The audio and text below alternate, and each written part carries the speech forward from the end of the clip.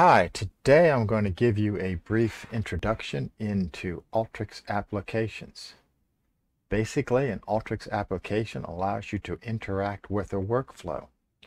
This is closely related to a macro in that the prompts and answers that you give to the workflow can be used to modify how the workflow processes. It can be a lot of fun building an interactive workflow. It can relieve some of the tediousness of having to manage the workflow over time. It's a great way to give a workflow to another user so they don't have to develop it or manage it, simply to run it. Keep in mind that to run a workflow does not require you to open the Alteryx Designer application, but it does require you to have that application running on your system. Secondarily, if you're a corporate user and you have an Alteryx server, users can run applications directly off of the server, which gives you another vehicle to get data and processing into the hands of the end consumer. So let's take a look at the basics of an Alteryx application and begin you on your journey. Again, if you have any questions about a specific interface widget or anything in this video, please subscribe to my channel, drop me a comment. I'll get back to you with more information, possibly other examples as well. Applications are a longer journey than the actual development work, and it takes a little bit of trickery sometimes to get the application to do what you need it to do. And I want to make sure that you don't get all the frustrations that might be involved with your first try at applications. So let's take a look. My buddy John Q loved my explanation of macros, and he started using them, and he came to this very simple problem that he tried to fix with a macro and was unable to do so. And I just had to laugh and say, yes, macros are not designed to make decisions on their own, but sometimes require the user to have input, and that is when your workflow becomes an application. So basically, John Q has sitting here a very simple workflow, in that he brings in a text file, formats it properly, and puts it into the puppy table.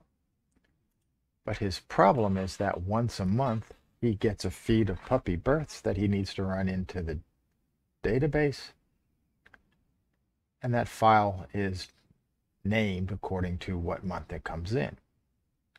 Another problem he has is that every so often he feels that he's out of sequence with his incremental changes to the puppy table, and he asks for a full extract. In that case, he doesn't just need to append any records onto his puppy table, but he needs to completely replace his puppy table.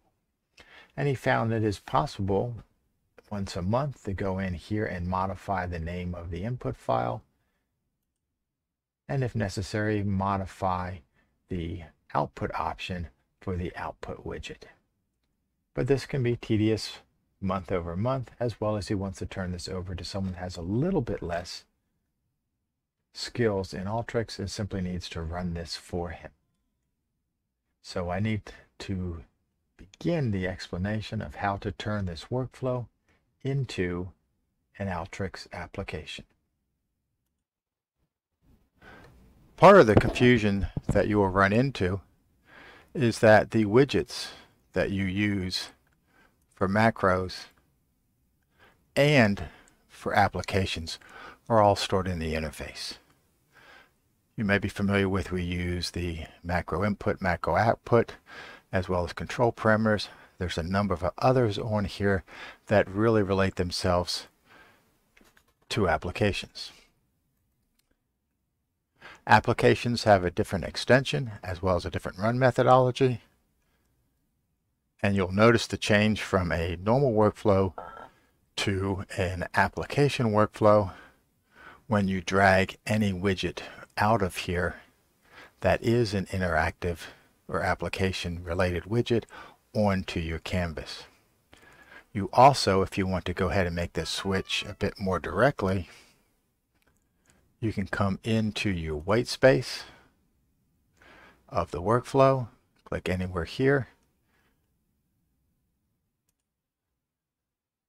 and you go into the workflow tab within the configuration, and you see here that I can actually switch it here into an analytic app, which I'm going to do.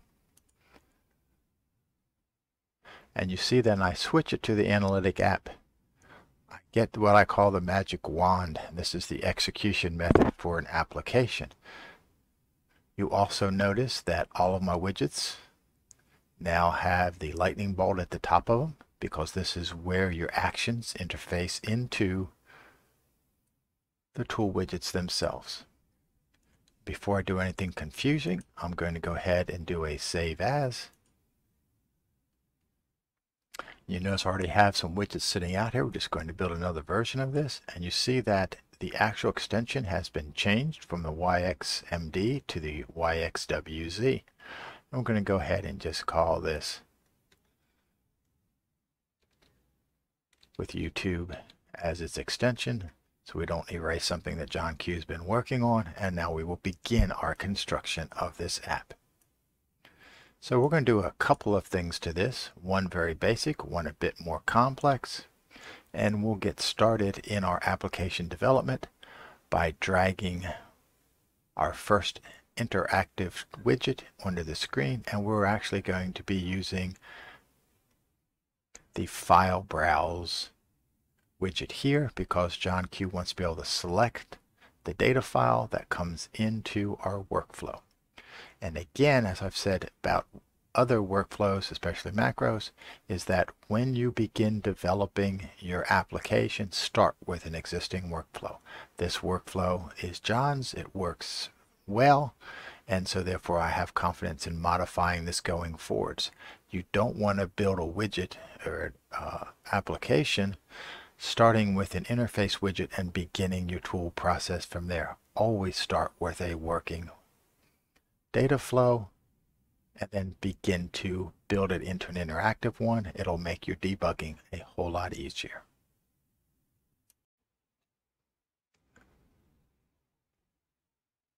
So we'll drag the file browse widget onto our screen. What this will do is create an interactive prompt. Sliding this off to the side a little bit. So what you see is that there's no way of connecting these two together. We'll need to do that again with the action widget, which is also what we used in our macro. But before we do that, let's take a look at how this will appear. If you haven't already done a view, click on the interface designer. I have minimized it to the side over here. If I click on it, and we'll pin it very quickly, takes up space as you can see. This is actually what the user will see. He'll have a prompt where he needs to give us an answer to that prompt. And so it makes us so that we can also rearrange this, but we will also go ahead and need to change the prompt here to actually say select birth spreadsheet. As you can see, we also have the ability to choose what kind of files are being used in here, and we want to go ahead and in this example just use it for data files. So I will delete both the interactive text as well as I tend to edit it rather than start from scratch. Call it data files. This is actually what it will use in the prompt, but this is what it will show to the user on the other side of it, and we'll see how that works very briefly. So we just want to use data files and end in .dat. We also want to go for this purposes. Let's get rid of this output because we want to be using it, and we want to put a browse in here. So we can see what the data looks like when we're done. Now when we run this as an application, it will also display us any information that we need. And we sometimes need to make sure that it's going to show us, because by default our application does not show us it's in a browse. So again, going to our interface designer, we go down to properties and we want to click here on success to show the browse. We don't even need to hook this up to make this run. Again, this is all incremental. Alteryx will run without a completed workflow, but I want to run this right here with the magic wand. And what will happen there is I will get this pop-up screen which has select birth spreadsheet. I click on the folder and you can see that it's going to be showing me the .dat files. And then I want to go ahead and navigate to where I have those. And just choose any of these future puppy births, doesn't matter. It'll then paste that whole name into here for us, and that is what I will begin to process with. But in this case, I just was showing you what it looks like from the prompt standpoint. I would click finish, it runs, it shows me the output. This is not the output from that file because that's not been connected. This is the output from the standard workflow that was built by John Q that worked. When we're done running different spreadsheets through, because I can continue to give it new input and have it run again, or I can click on the exit and it brings me back to here. So now what I have done is gone ahead and shown you the prompt in order to feed into this data here. This is the standard input. What I'll need to do is replace the name of this file with the name coming in. I do that going back to my interface widgets. I choose my actions, hook up my action here, input being the prompt, output being the action. What I want to do is I need to not update the input data tool because this will completely reconfigure this widget, and instead all that I want to do is to update a value.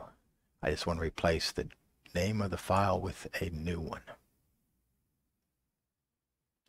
So here, this is the name of the file coming in.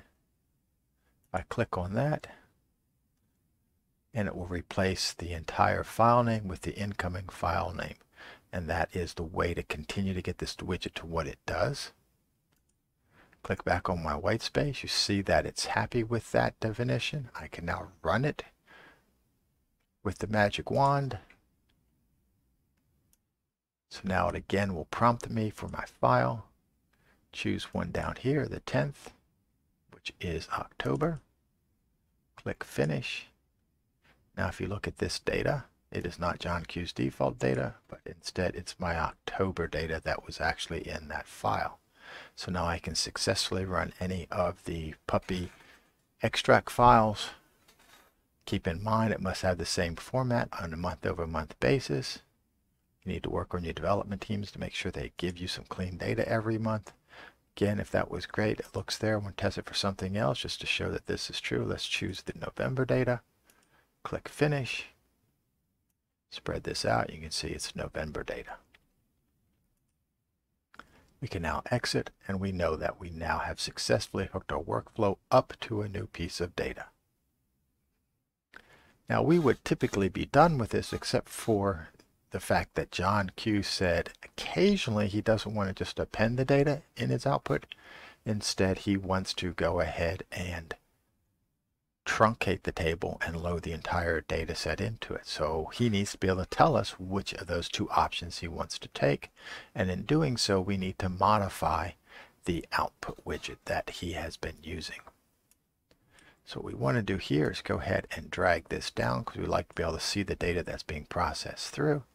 And we want to go ahead and go back and pull a copy of John Q's output widget.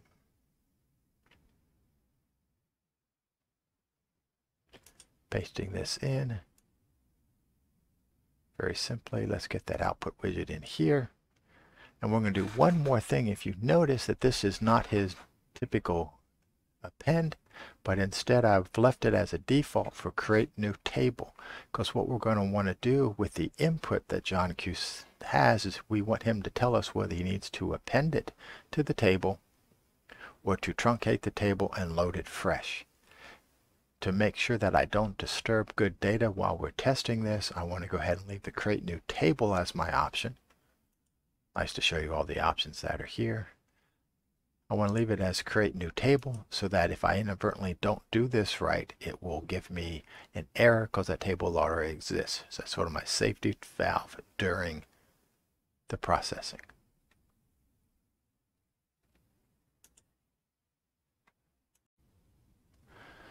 So we're going to move into something a bit more complicated, and your first attempt at this will probably be equal to my first attempt at this, which is something that wasn't very much fun, but over the course of working with applications, I've figured out how these fit together and feel much more comfortable in doing so. So what we want to do is give John Q the option of appending or truncating and loading this data. And to do an optional choice, what we need is radio buttons. A radio button is just one option at a time. So what the first part of this option is going to be is we're going to say, do you want to append this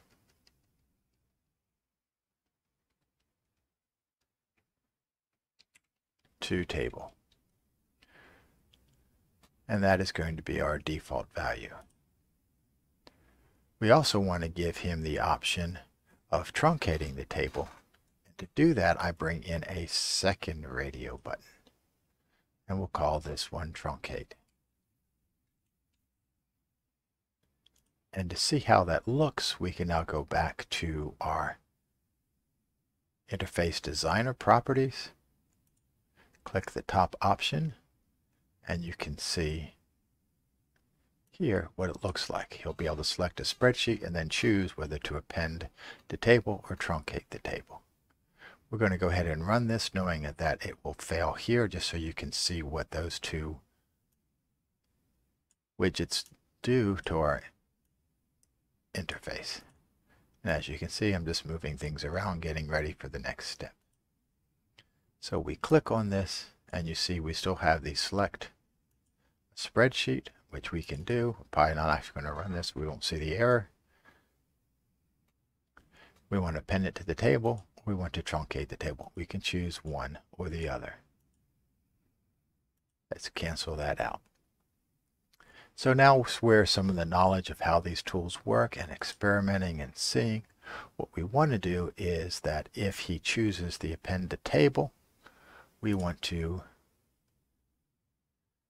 update the value.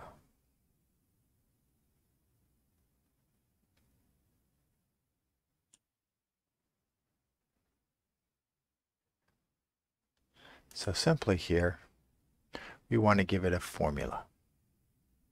Let's drag this down so we can see our workflow.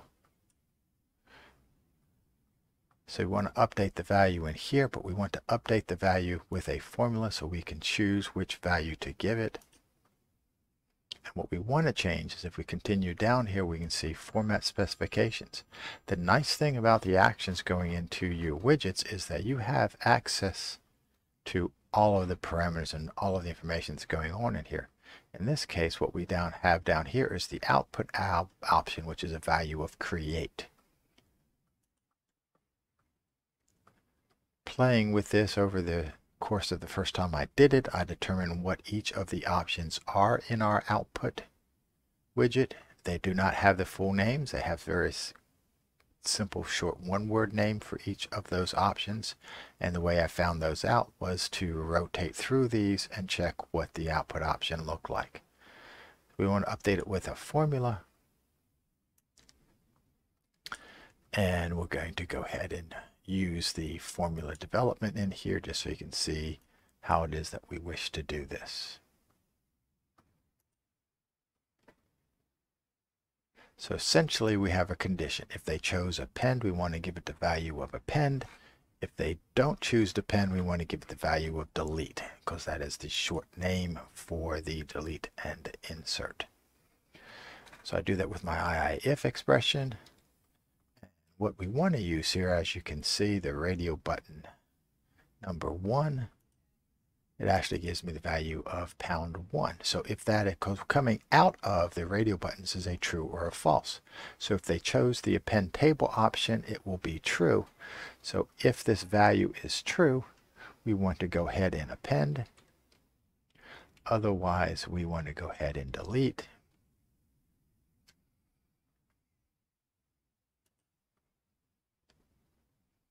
And the last thing we want to do is make sure we can see the data. Let's check our configuration over here. Sorry, not the configuration. Our workflow, look at some of our options. Runtime. Show all macro messages is a good thing to choose. As well as just to pretty this up a little bit, let's go back into the designer. We have the ability to choose a graphics. Again, it takes a certain size of graphics to display. I have found in my case, I go ahead and use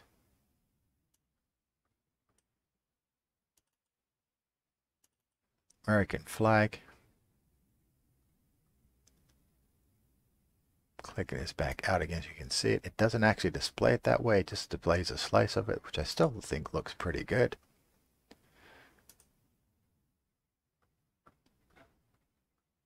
So now when I run this, makes it a little bit prettier screen. I can choose any one of my files.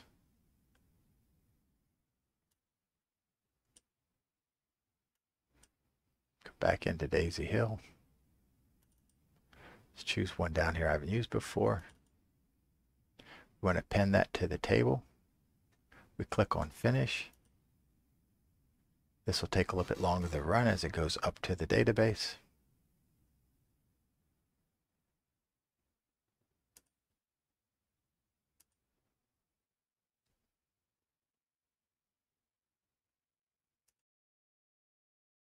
So it's finished, and remember we left this browse on there so we can see that we brought in some records for the 10th. We barely quickly run over here, select everything from puppy table, and you can see that we have records from the 10th as well as the other records. So the 10th were appended to this. So we know that the append part worked fine. Click OK. We're still here again. Let's go ahead and simply choose the November data. In this case, we will truncate it. Click our Finish. Wait for that to finish for us. So we finished. We see the November data is in our browse. Check that within our table itself and make sure that's the only data in there so we know that the truncate worked. And sure enough, much reduced data set. So now we've got a working application.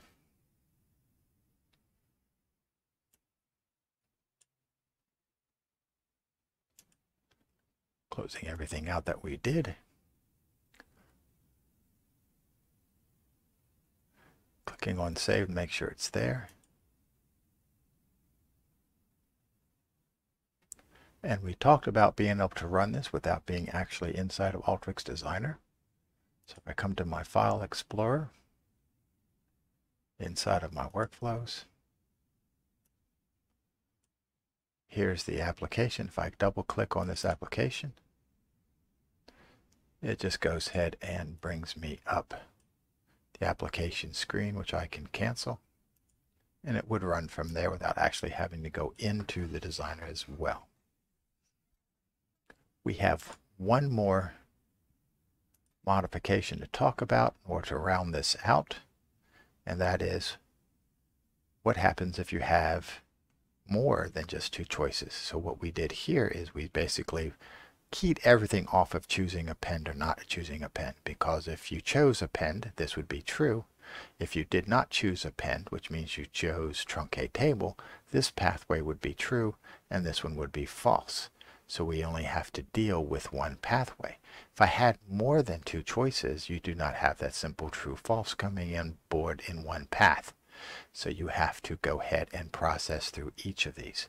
And we'll go ahead and show you how I can do that with just two choices, so that at your leisure you can add other choices into this type of process. My caution to you is to begin simple and work your way up the more complex. Don't jump into the complex pieces. I am going to make this application workflow a bit more complex so I can show you how to deal with more than one choice, either through your checkboxes or through your radio buttons. So let's go ahead and delete off this and move ourselves over here to give us some more room. So what I need now is a decision choice. I want to take a certain action if this is true or if this is true. And if I had 4 or 5 choices, I would have an action, a decision action associated with each one. And that is the decision block. Very simple. All that I need to do in defining this is to create an expression. And I basically am saying that if the value coming out of this radio button is true, I will take action on the true side. If it is false, I don't need to take any action. Then I will repeat that process by bringing another action over here. And again, the action is to see the expression. So if the value is true coming out of the truncate table radio button, then I will take a true action. If it's false, I will take no action. So obviously action here, we'll set it to append. Action here, we'll set it to truncate. So what I need obviously is action. So I'll drop an action in here. And in this case, I want to take, you notice we now have diamond here and a diamond there. So if the value coming, or the condition that I tested, which is the value coming out of here, is true, I will need to take an action. And again, I'll take the same kind of action, which is I need to update it with a formula coming down into the create. And my formula,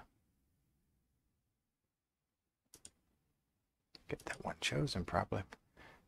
Doesn't seem like much of a formula, but all that I want to say here is simply to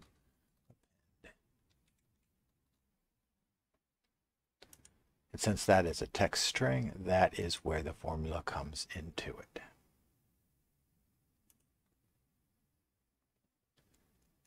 And the same has to apply to the truncate table.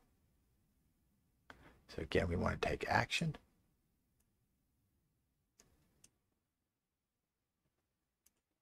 We do not want that in there. Trying to get things lined up a little bit.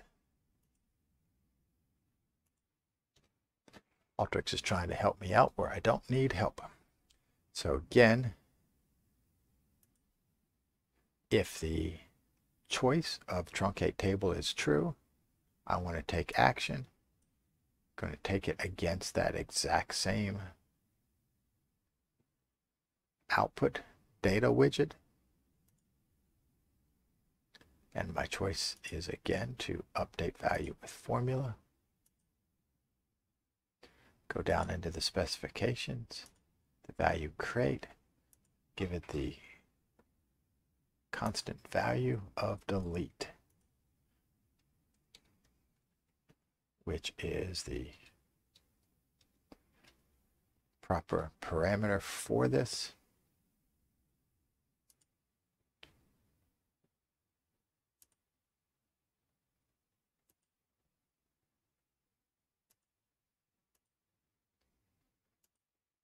Still doesn't like that unmatched quote, really.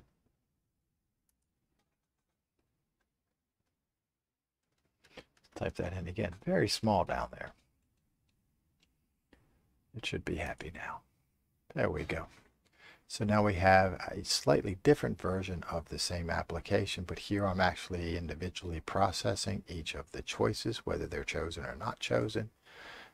Necessary if I had more than two, also depending upon what other actions I might want to take off of those two being the choices that are made. So we run this. Nothing changes on the interface. Double checking through MySQL to make sure it was November that we had in there. Let's go ahead and choose October. And we will append October to that. Wait for that to run.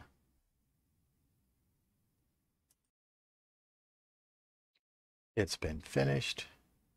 The data that it read was October.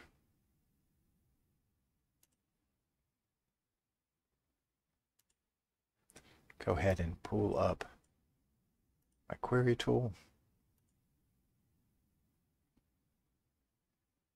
You can see I now have October and November's data in there.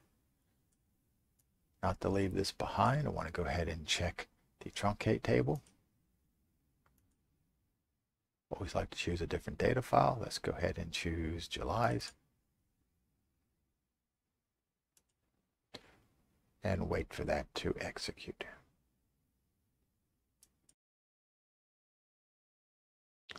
This is finished.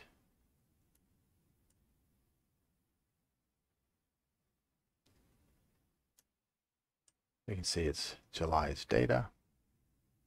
Come into my query tool, run this one last time. And there is the July's data and only the July's data. So we now had another version that is a bit more general. Exit out of here, save this because I like it.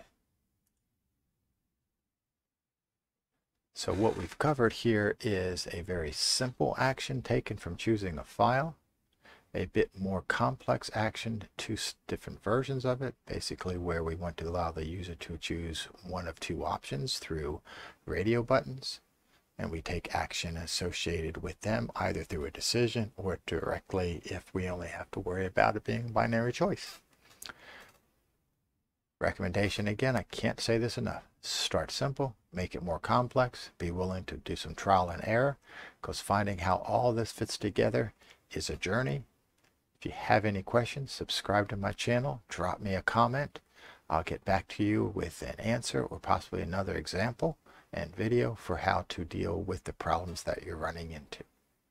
Have a great day.